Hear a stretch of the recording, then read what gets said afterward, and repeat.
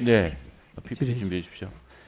예, 대한민국 민주화 산업화유람 대한민국 지중해 도시 마산업부 최영두입니다. 후보자님, 제가 사진 하나 보여드릴게요. 저 사진은 잘 아십니까? 네, 저 공사관을 우리가 다시 복원하는데 후보자님 꽤 역할을 하셨죠? 예, 그렇습니다. 이걸로 훈장을 받으셨던가요? 네, 국민훈장을 받았습니다. 네, 저도 특파원을 하면서 정말 이 문제 뼈저리게 생각했습니다. 그런데 제가 특파원을 마치면서 이거 참 여러 차례 제직을 했는데 귀국한 뒤에 우리 후보자께서 국내외 여론을 일으켜서 마침내 우리 자주 외교의 상징인 주미 대한제국 공사관을 대한민국 정부가 샀습니다. 다시 복원했습니다.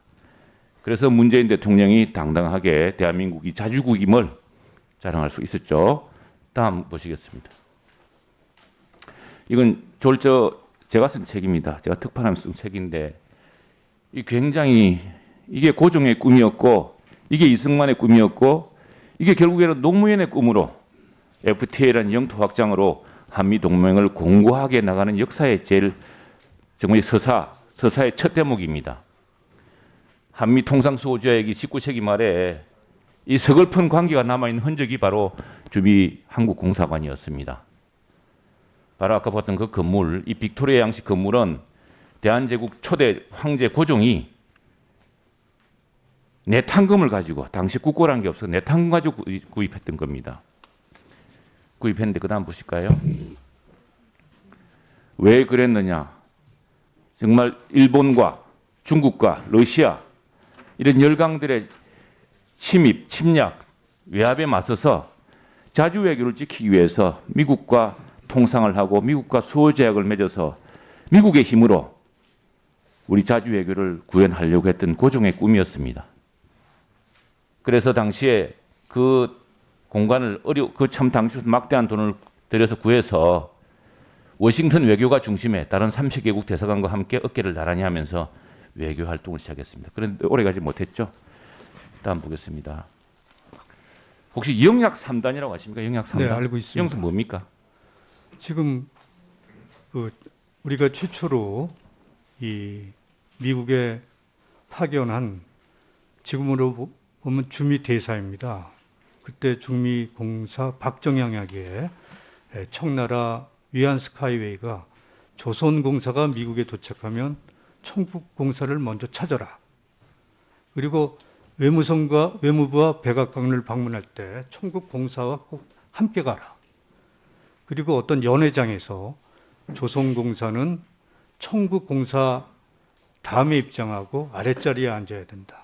그리고 대미 외교에 있어서 조선공사는 먼저 청국공사와 협의한 뒤에 지시를 받아야 된다. 그게 영약 3단으로 알고 있습니다. 네, 참으로 서글픈 역사의 기록입니다.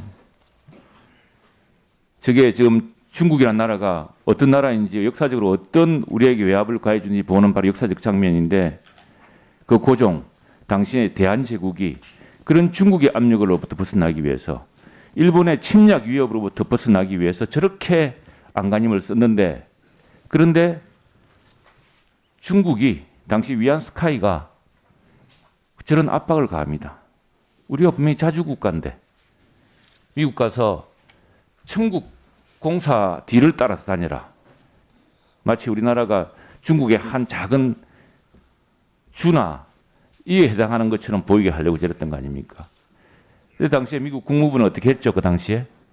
미국 국무부는 청국의 압력을 승인하지 않고 조선은 자주 독립국이니까 당당하게 나서라. 그런 입장을 취했습니다. 예, 그랬지만 당시 러일 전쟁 또 청일 전쟁 이후에 우리나라는 일본의 식민지로 강제 병합당했죠. 그리고 식민지의 그 깊은 역사, 그 슬픈 역사를, 그 분한 역사를 이제 우리가 경험하게 됩니다. 지금 이 시기에 이제 이렇게 싸워왔던 백범 김구 선생이 하신 말씀이 있죠. 예, 그것은 고종의 꿈을 이어서 또 대한민국 독립을 위해서, 대한제국 독립을 위해, 대한민국 독립을 위해 싸웠던 항일투사 백범의 꿈이 뭐였습니까? 지금 백범의 꿈은 첫 번째 자유민주주의, 두 번째 문화 국가 그런 걸로 기억을 하고 있습니다. 그렇습니다.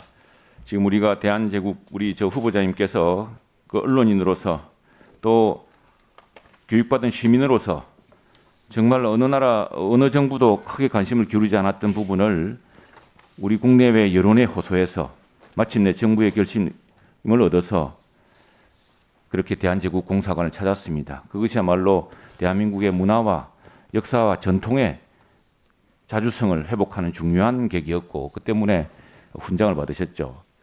네, 그런데 그렇습니다. 지금 이제 바로 그 꿈을 이어서 그래도 결국 식민지가 되었고 그 식민지에서 내내 투쟁해서 독립을 이루었던 백범 선생은 놀랍게도 내가 이루는 나라는 무슨 강력한 국방국가라든가 이런 게 아니라 문화대국이라 하셨습니다. 그래서 나는 참 오늘 후보자께서 문화체육부 관광부 장관 후보자로 지금 지명되어서 청문회 하고 있는 거 참 뜻깊다 생각을 합니다. 지금 우리 국가의 그런 G7급이죠. 국민소득 1인당 3만 불. 예. 인구 5천만, 세계에서 7개밖에 없습니다. 그런데 우리나라 문화 수준이나 관광이나 이런 체육 수준은 G7급에 속한다고 볼 수 있습니까, 후보자님? 네, 우리가 그 경제력과 군사력은 높지만 아직 문화 콘텐츠는 일부 분야에서는 큰 성취를 이루고 있지만 아직 부족하다고 생각합니다. 고종이 그렇게 애타게 우리 자주외교, 자주국가를 외치고 백범이 저렇게 싸워서 나라를 찾았습니다. 이승만 대통령으로 다시 대한민국이 정부를 수립하고 했는데 문화대국은 이루지 못했습니다. 그걸 네, 그렇게 하겠습니다. 예, 최영도 의원님 수고하셨습니다. 다음은 존경하는 이모경 의원님 질의해 주십시오.